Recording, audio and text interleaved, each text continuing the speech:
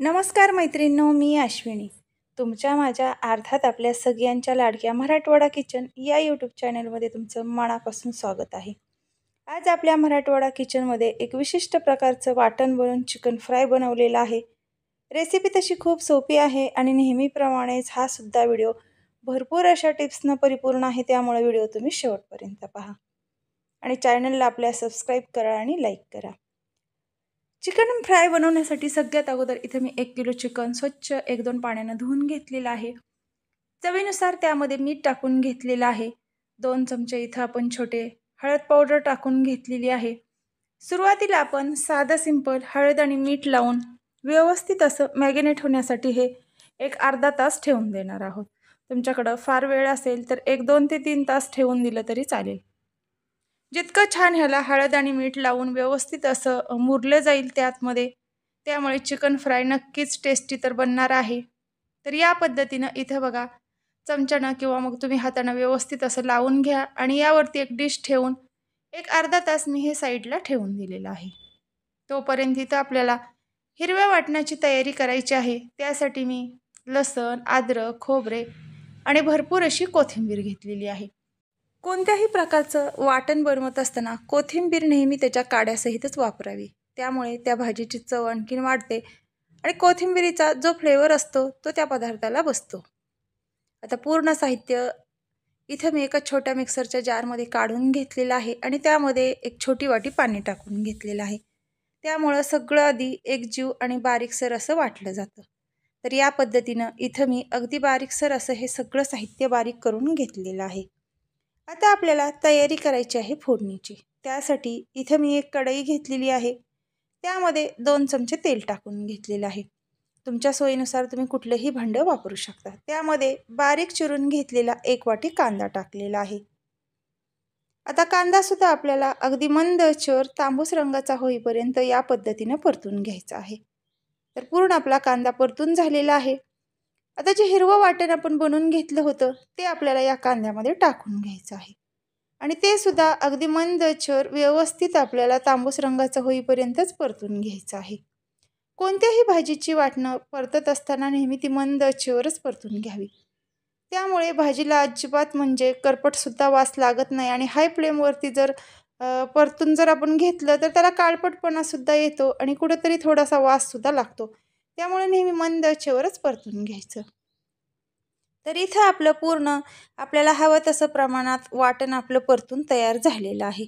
तर तोपर्यंत इथं आपलं चिकनसुद्धा व्यवस्थित असं मॅरिनेट झालेलं आहे. आता हे तयार झालेलं चिकन आपल्याला या वाटणामध्ये टाकून घ्यायचं आहे. तर इथं बघा पूर्ण सगळं मी यामध्ये टाकून घेतलेलं आहे. या वाटणामध्ये चिकन टाकल्यानंतर एक 10 ते 20 मिनिट आपल्याला व्यवस्थित पाणी न घालता हे चिकन आपल्याला शिजवून घ्यायचं आहे. चिकन फ्राय आपण बनवत आहोत त्यामुळे इथं पाण्याचा अजिबात वापर करायचा नाही. जे आपण आळणी चिकन शिजवत असतो त्यावेळेसच त्याला एक स्वतःचं पाणी मीठ टाकल्यामुळे निर्माण होतं आणि त्यामध्येच आपल्याला हवं तसं चिकन शिजवून घेता येतं.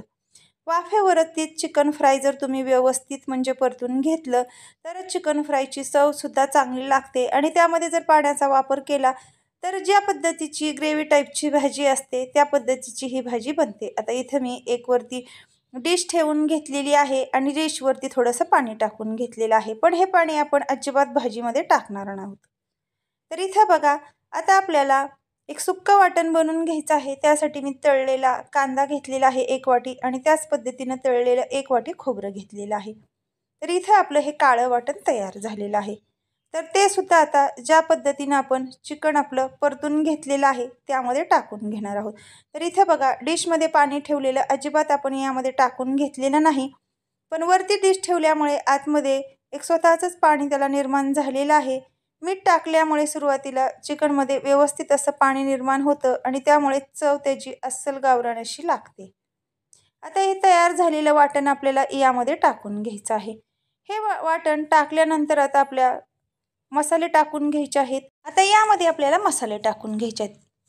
1 चमचा धना पावडर, 1 चमचा सुहाणा मसाला, 1 चमचा लाल मिरची बेडगी पावडर टाकलेली आहे आणि रेग्युलर भाज्याचा काळा मसाला पण 2 चमचे टाकून घेतलेला आहे. आता कांदा लसूण पावडर अजिबात टाकण्याची आवश्यकता नाही, कारण कांदा हा आपण घरीच तळून व्यवस्थित असा बारीक करून यामध्ये टाकून घेतलेला आहे.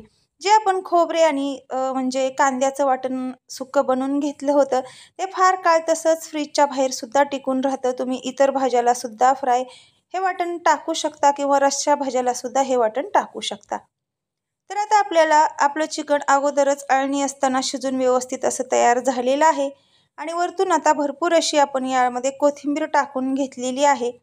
परत एकदा आपल्याला व्यवस्थित असं हे सगळं मिश्रण परतून घ्यायचं आहे. तर तयार झालेली आहे आपली चिकनची फ्राय अशी भाजी.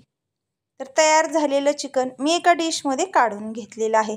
तर नक्की तुम्ही या पद्धतीनं ट्राय करा आणि मला कमेंट करून सांगा की मराठवाडा किचनच्या पद्धतीनं तुमचंसुद्धा चिकन फ्राय तितकंच टेस्टी, खमंग, चविष्ट झालेलं आहे का?